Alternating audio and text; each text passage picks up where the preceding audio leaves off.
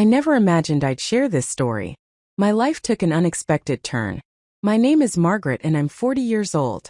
4 years I've been a single mother, raising my son by myself. His name is Ethan and now he's 22. We've always been incredibly close, just the two of us supporting each other through everything. One evening, something happened that I didn't see coming.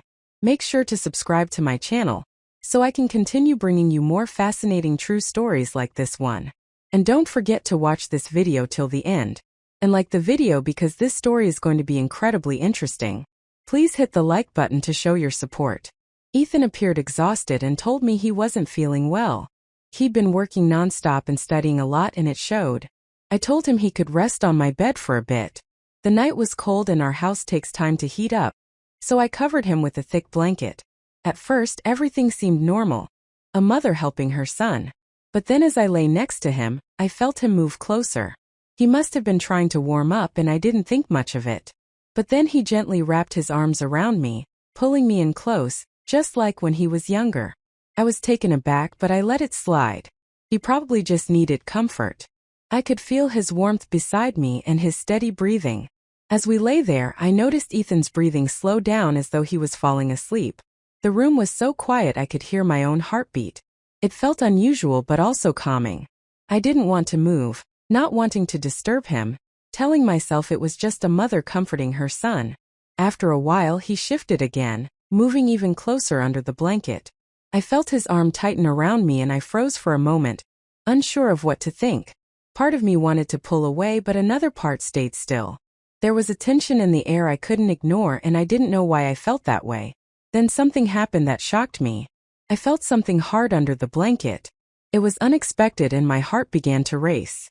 I tried to stay calm and reminded myself that he was my son. Maybe he didn't even notice. I lay there trying to ignore the growing tension inside me. I told myself it was just a moment, just an awkward situation that would pass. But the longer we stayed there, the more different things felt. Ethan stayed close and his breathing remained steady, but the warmth between us kept growing. I wanted to say something to break the silence, but the words didn't come. I felt trapped in that moment, unsure of what I was feeling. Then Ethan shifted, lifting his head to look at me. His eyes held a softness I hadn't seen before, a look that made me feel both safe and uneasy. He didn't speak, but his gaze seemed to ask if everything was okay. I tried to smile, hoping to ease the tension, but it only made the silence feel deeper. Ethan's hand remained on my arm, warm and steady. I could feel his fingertips moving gently, almost without thinking. It was a small gesture, but each touch stirred something in me that I couldn't ignore. I tried to keep my breathing steady, not wanting him to see how my heart was racing. I didn't know what to do or say, so I just stayed still, feeling wrapped up in the strange connection between us. I told myself it was just a mother comforting her son, but with him so close, I couldn't ignore the deeper feelings bubbling up. I felt confused yet comforted, and an unexpected warmth filled me. Ethan didn't seem to notice my internal struggle. He just stayed there, his hand moving softly, comforting me, as if it was completely normal. His breathing was calm again, and his eyes closed as if he were about to fall asleep. But then his hand shifted, sliding slowly up my arm. I felt a shiver run through me, and he opened his eyes, locking gazes with me. There was a question in his eyes, as if asking if this was okay, if I felt the same strange pull he did. I whispered his name, barely able to get the word out. I wanted to stop everything, pull away, but I couldn't. The tension between us was too strong, like a quiet storm ready to break. Neither of us spoke, but the air was thick with unspoken words, things we both felt but couldn't voice. Then, almost naturally, he leaned in closer. My heart raced and my mind was spinning, but I couldn't bring myself to pull back. I was torn between my role as his mother and the strange feelings that had emerged. As he drew closer, I felt my breath catch, and all other thoughts faded, leaving only that moment between us. Ethan's hand settled on my shoulder now, his fingers lingering as if he too was unsure. The world around us seemed to disappear, and all I could focus on was his warmth, the steady rhythm of his heart that I could almost hear. For a moment I closed my eyes, trying to calm myself. I knew I should pull away, break the closeness, but then he gently moved a strand of hair from my face. It was such a simple, caring gesture, but it made my heart ache in ways I couldn't understand. I opened my eyes and found him there, looking at me with such trust, such softness. His face was so close I could see every detail, the small freckles, the curve of his lips, the way his eyes searched mine. There was a vulnerability in his gaze that mirrored my own. We were both lost in the moment. We stayed like that, suspended in time, as if the world had stopped. My mind was in turmoil, filled with doubt and confusion, but I couldn't move. I felt drawn to him, the boy I had raised, but in that moment he felt like a stranger. Just as I thought we would remain frozen forever, Ethan pulled back slightly, breaking the silence. He looked away, embarrassed, letting out a small, shaky laugh and rubbing the back of his neck. It brought me back to reality, reminding me of how close we had been. I took a deep breath, trying to calm the rush of emotions inside. "I'm sorry, Mom," he said softly, his voice uncertain. "I didn't mean to make things weird." He avoided my gaze, and I could see the hint of color on his cheeks, like he was struggling with the same confusion I was. I wanted to reassure him, to tell him everything was fine, but the words didn't come. For the first time in years, I felt awkward around my own son. I reached out, placing my hand on his shoulder, and gave him a small smile, hoping to ease the tension. "It's all right, Ethan," I said softly. It's just been the two of us for so long. We're probably both feeling a little lost." He nodded, and I saw a flash of relief in his eyes. Then, just as the tension started to ease, the doorbell rang. The sudden sound snapped us back to reality, breaking whatever had been between us. I quickly got up, my heart still racing, and went to answer the door, thankful for the interruption. When I opened it, I found our neighbor James standing there. James had always been friendly, someone I could count on for help. He smiled, but his eyes lingered on me longer than usual. I quickly realized that I still felt the lingering energy from the moment with Ethan. I tried to compose myself, hoping James hadn't noticed anything strange. "Hey, Margaret," he said warmly. "I thought I'd stop by and see if you needed anything. I know it's been cold lately, and I can help with any heating problems you might have." I felt a wave of relief wash over me, and for a moment I let myself relax. "Oh, thank you, James," I replied with a smile. "Actually, the house does get a little chilly. I'd really appreciate the help." James stepped inside, and I could feel Ethan watching from the hallway. His face was unreadable. I glanced back at him, and for a moment I saw something in his eyes. Jealousy maybe, though he quickly hid it. It took me by surprise and left me wondering if he was feeling more than he let on. As James checked the heater, he asked me about the house and the weather. We made small talk, but I kept glancing at Ethan, who stayed quiet, watching us both. His gaze was intense, and I could feel his discomfort. It made the tension in the room even thicker. I felt torn between wanting to ease things with James and being aware of Ethan's presence. His eyes never left us.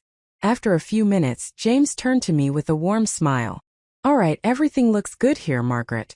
Just call me if you need anything else." I thanked him, and as he left, I felt the tension between me and Ethan grow stronger. I closed the door and turned to find him standing there, arms crossed, a serious expression on his face. "Are you okay, Ethan?" I asked, trying to understand what was going on in his mind. He shrugged, looking away. "Yeah, I'm fine. Just didn't expect James to stop by, that's all." I wanted to reach out to him, to understand what was happening between us. But before I could say anything more, he walked past me, heading for his room. The door closed softly behind him, and I stood there, feeling a mixture of relief, confusion, and a sense that something was still left unresolved. I stared at the closed door, feeling an ache I couldn't explain. My mind raced with everything that had just happened. The closeness we had shared, his gaze when James was there, and the unspoken tension between us that felt ready to erupt at any moment. I went to my room and sat on the edge of the bed, replaying everything in my mind. I knew I couldn't ignore it forever, but I wasn't sure how to face it. Just then I heard a soft knock at my door. My heart skipped a beat. Was it Ethan coming back? "Come in," I said, trying to keep my voice steady. Ethan opened the door and stepped inside, his face unreadable. He came over and sat next to me, his hands in his lap. We sat there in silence for a moment, the air thick with unsaid words. "Mom," he finally said, his voice almost a whisper. "I don't know what's going on. I'm sorry if I made things weird earlier, He trailed off, seeming to struggle to find the right words. I placed my hand on his and gave it a gentle squeeze. It's okay, Ethan. We're both just, maybe feeling a little lost right now. It's been just the two of us for so long, and sometimes things can get confusing.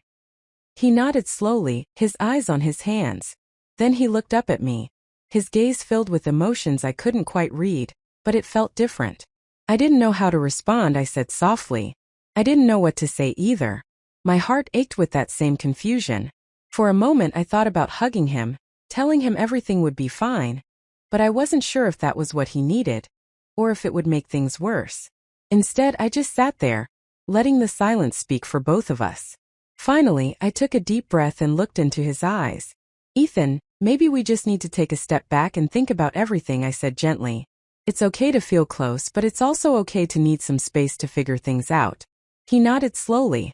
Then, in a surprising move, he leaned his head on my shoulder, just like when he was little. It felt comforting, familiar, yet still strange. I felt my heart soften, and I put my arm around him, holding him close. For the first time in a long while, I felt that maybe we didn't need all the answers right away. We could figure things out one step at a time. And as we sat there holding each other, I felt a sense of calm, quiet hope that no matter what, we would find our way through this together. We stayed like that for a while, sitting quietly together.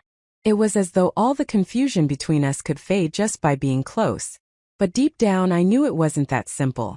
The warmth between us was comforting, yet there was still that unsettling feeling, a sense of something underneath the surface that neither of us could ignore. After a while, Ethan lifted his head and looked at me, his face serious. Mom, I don't know what to do with these feelings.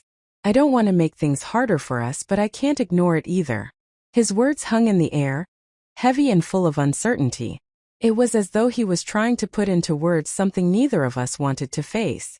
I swallowed hard, my mind racing as I searched for the right thing to say. But before I could open my mouth, there was a knock at the door. We both jumped, startled, and exchanged a quick glance. It was as though whoever was on the other side knew something was going on, and the urgency of the knock added to the tension that already filled the room. I got up and walked quickly to the door, my heart pounding in my chest. When I opened it, James stood there again, looking concerned. Margaret, sorry to bother you. I just thought, well, I wanted to check if everything was okay. You seemed a bit off earlier. I glanced back at Ethan, who was watching us closely, his face unreadable. I tried to keep my voice steady as I replied. Thanks, James, but we're fine. Just having a quiet evening. James looked at me for a moment, then glanced over at Ethan, his gaze thoughtful. All right, but remember, I'm just next door if you need anything. As soon as James left, I closed the door and turned back to see Ethan still standing there, watching me with the same intensity. He stood up and slowly walked toward me. I could feel my heart racing again, the air thick with everything we hadn't said yet. Just as he reached me, he stopped. His expression shifted, as though he were wrestling with himself. Maybe we shouldn't push this, Mom, he said quietly, his voice shaking. Maybe we need time. I nodded slowly, my heart aching with the same confusion. You're right, Ethan. We both need to think about everything. Let's not rush this. He nodded too, and we stood there, close yet cautious, as if we were standing on the edge of something we couldn't control. It was an ending, but also the beginning of something we couldn't quite define. As Ethan walked away to his room, I found myself wondering what the future held for us.